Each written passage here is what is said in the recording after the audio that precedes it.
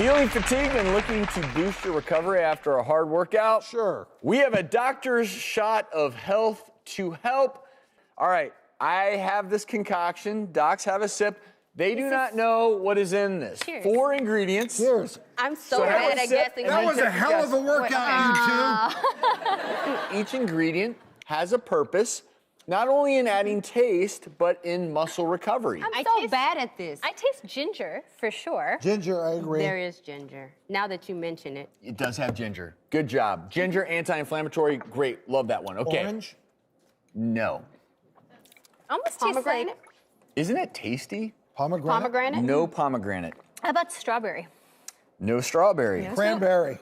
Maybe it's turmeric. And I got to tell you, the reson that it's the combination of ingredients is going to fool you all. Turmeric, lemon. You guys, okay, I I'm think going to there's some coconut in here too, isn't there? Pineapple. So it's pineapple juice combined with tart cherry juice. That's why that combo together, it's almost like you're combining the tart cherry juice combines with the pineapple juice to taste lovely.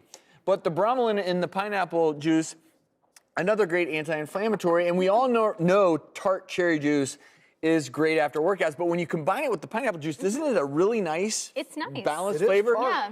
And then But not cinnamon too is tart. known to balance your insulin levels, your blood glucose levels, so it's a perfect drink. Looking to de-stress and boost your mood in a healthy, natural way? Well, that's what today's doctor's prescription is all about. 3 foods with the very important but often overlooked vitamin B6. Well, we're out of time. We're not going to be able to share those. Okay, well, just kidding. We're not going to do that to you. Salmon, chickpeas, and carrots. Each of these foods packed with vitamin B6, essential for proper brain development in kids and brain function in people of all ages. B6 helps the body make serotonin. That helps regulate your mood, as well as norepinephrine. That helps your body cope with stress. It also helps the body make melatonin. We know that can help regulate your internal clock and your sleep. Bonus, salmon full of protein and omega-3 fatty acids. Chickpeas, I love chickpeas. Excellent plant-based protein source. Carrots, we know, loaded with vitamin A. What is not to like? And if you want to sort of add these all together, you can use the chickpeas to make some hummus, dip the carrots in there as a little appetizer before your salmon-based dinner. What's up, Doc? Drew wants a little carrot. There you go, buddy. What's up, Doc? If you have the blues, our doctor's prescription can be your secret to feeling a little less sad. A new study found that imagining sadness as a person can make the emotion feel a little less intense. And this is really cool. It was published in the Journal of Consumer Psychology, inspired by the Pixar movie Inside Out, which showed 5 bickering emotions that came to life inside a girl's head. And the sadness had blue skin, blue hair, slumped posture, and an urge to cry.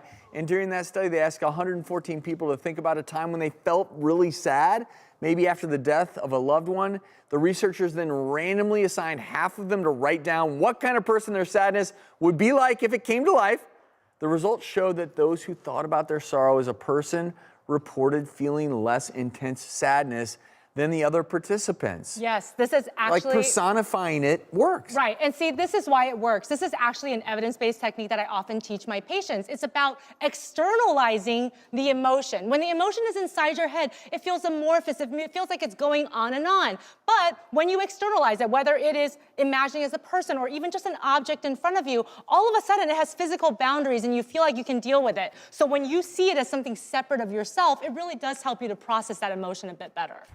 You probably know that running can be really good for your health, but did you know that running, even just once a week, may cut your risk of an early death by up to 27%?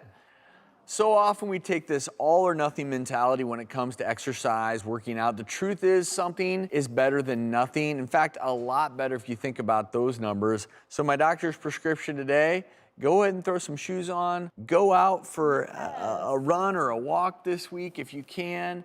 Your future health will thank you, not just your physical health, but I think there's a big underreported mental health benefit to this. Oh my goodness. That when you start talking about longevity, I think the act of getting outside is probably just as important as the physical elements of going for a jog or a walk. I mean, who doesn't feel better after a jog or a walk? I think everybody, even if you didn't want to do it to begin with. Exactly. You say Boy, I'm so glad I did that. And Absolutely. I'll be openly honest. My joints Well, and that's are not, they don't do well with running anymore. So, but a brisk walk, you know, a nice brisk walk, I'm all for it. I'm so happy to hear this tip because I run 5 to 6 times a week. So maybe it's 27% times 6 for me, maybe? I don't think that's how it works. Judy's going to live forever. That's the plan. Really, one of my main reasons for running is I'm running away from the Grim Reaper. That is truly one of my top well, reasons. if that's your motivation. There is so much in this world we can't control, but one thing we can is our own mindset. So today's doctor prescription is to choose optimism. We can choose to think more positively. And I know that that's hard right now because there's a lot going on. There's a lot of negativity out there, and it's realistic. We're all scared and we don't necessarily know what's ahead, but still we can change the way that we look at the world and look at our present moment. And I have a few important tips for you to try out today. The first thing is optimism starts with gratitude. So start your day with gratitude. Say out loud to your partner or your family 3 small things that you're grateful for today, or write them down in your journal. And spend at least 5 minutes a day just imagining a more positive future, perhaps as part of your mindfulness practice. Research has shown that this is beneficial in turning that negative thinking into a more positive one. And finally, when you do have negative thoughts, just know that it's normal to have those negative thoughts. And just ask yourself this question: is this thought accurate, complete, and balanced? So ask yourself that ABC question: accurate, balanced, and complete. If it's not, come up with a slightly different thought. And I like to use a tool called yes, but. So yes, acknowledge what's not going so well right now, but acknowledge something that you're doing or will do to change the situation. So yes, I lost my job, but I'm finding new ways to connect with my family, and I will look for another job opportunity whenever I can. And to close, I just want to thank everybody for being here today. My co-host, Dr. Batra, Dr. Ravina, Donna, and Anthony. And I thought that maybe we can just all go around and really quickly say one thing that we're grateful for today. Dr. Batra, you first. Well, I'm grateful to be safer at home. And I think one quick tip is the way you frame things can certainly help your optimism. Rather than thinking about being stuck at home, think about it as being safer at home. And that's how the Los Angeles officials actually chose to name it. What are your other thoughts in terms of what you're grateful for, how to reframe as optimism, Dr. Kular? I'm grateful for my health, and I'm also grateful for my friends and my family, where they've really helped me through this critical time where I'm at the front line and I've broken down sometimes when I come home from work. I've had to rely on my friends and family through this critical time. So true. Donna, what about you? What's one thing you're grateful for?